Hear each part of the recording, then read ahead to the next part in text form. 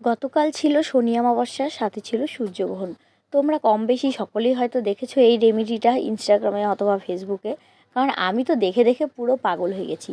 তাই ভাবলাম কেন না আমিও ট্রাই করি। দেখো, এটা ট্রাই তো করাই যায়, কোনো তো ব্যাপার না না। সেই কারণে বাড়িতেই আর কি বানিয়ে নিয়েছি একটা প্রদীপ। দেখো, প্রদীপটা দেখে কেউ হেসো না, কিন্তু আমি অনেকবার ট্রাই করেছি, আমার কাছে হচ্ছিল না। তারপরে মা কোনো রকমে আর কি ট্রাই করে আর কি এরকম আয়ত্ত করেছে। তো প্রথমে তো থালার মতন দেখতে মনে হচ্ছিল, কিন্তু পরে যখন আমি জ্বালালাম না, জাস্ট আমি মুগ্ধ হয়ে গেছি। আর এটার মধ্যে কিন্তু অনেক তেল এঁটেছে জানো। তো এখানে আর কি বলা ছিল যে ঘিয়ের প্রদীপ অথবা সরষের তেলের প্রদীপ দিতে, তো আমি ঘিয়ের প্রদীপটা দিইনি, আমি সরষের তেলের প্রদীপই দিয়েছি। আর আমি আমার মেয়ের সরষের তেল দিয়েছি, মানে খাঁটি সরষের তেল, যেটার মধ্যে পেঁয়াজ থাকে না। কারণ অন্য তেলের মধ্যে তো পেঁয়াজ দেওয়া থাকে। তো সেই কারণে আর কি এটা দেওয়ার নিয়ম তো তোমরা জানোই হয়তো, 8টা 18তে দিতে লাগে। তো আমি 2 মিনিট আগে এটা বসিয়ে দিয়েছি সব রেডি করে। তো এই যে বন্ধুরা, আমি এই যে প্রদীপ রেডি করেছি। তো প্রদীপটা তো আমি প্রথমে বানাতে পারিনি, তা মানে প্রথমে তো আমি থালার মতন বানিয়ে ফেলেছিলাম। তারপরে ওটাকে মা আর কি কায়দা করে একটু প্রদীপের আকৃতি দিয়েছে। তো তোমাদেরকে তো দেখালাম প্রদীপটা, চারপাশে 4টা মাথা। তো দেখি কি উপকার পাই।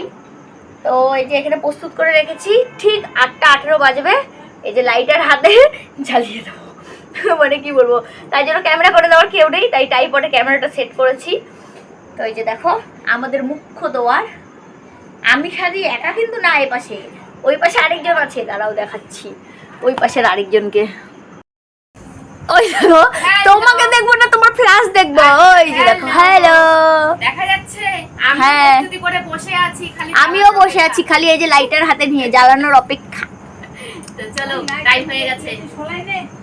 কেন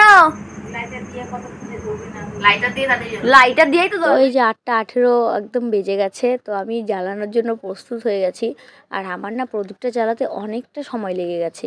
মানে প্রদীপের মাথাগুলো তো বেশি আর কি চোখা ছিল না, তো সেই কারণে সলতাটাও অনেকটা নিচে নিচে ছিল। তো আমি কাঠি দিয়ে ধরে ধরে নিয়ে তারপরে আর কি জ্বালাচ্ছিলাম। আমার যেন তো আঙুলের মাথাটাও পুড়ে গেছে। তাই বৌদি বললো তাহলে বেশি কাজ দিয়েছে, তুমি ভেবো না সেটা। তো আমার মনে একটু খুঁতখুত করছিল, কি যেন টাইম মতন জ্বালাতে পেরেছি কি পারিনি, কে জানে।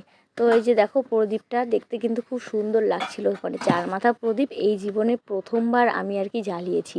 আর 4 মাথা যে প্রদীপ হয় সেটাও আমি কিন্তু জানতাম না, সেটাও আমি আর কি এই রেমেডিটাতেই জানতে পারলাম আর কি।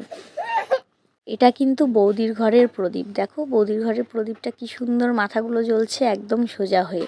আর বৌদির প্রদীপটা দেখতে একদম ছোটো মোটো হয়েছিল, তো বেশ সুন্দর হয়েছিল। তো এটা কিসের প্রদীপ বলো তো? চলো আগে চলো, দেখতে পাবে। এই যে দেখো বসে বসে পাহারা দিচ্ছে। এই প্রদীপটা কি দিয়ে তৈরি জানো?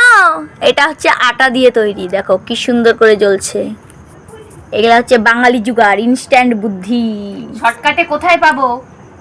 বাজারে এখন যেহেতু দিওয়ালি টিওয়ালি নেই, তো এখন প্রদীপ পাওয়া যাবে, কিন্তু খুব আর কি বুঝতে হবে, অত সময় নাই। আমি দোকান থেকে আসলাম, পটাপট আটাটা মেখে ব্যাস বানিয়ে ফেলাম। কেমন হয়েছে প্রদীপটা? একদম ঝাঁকানাকা।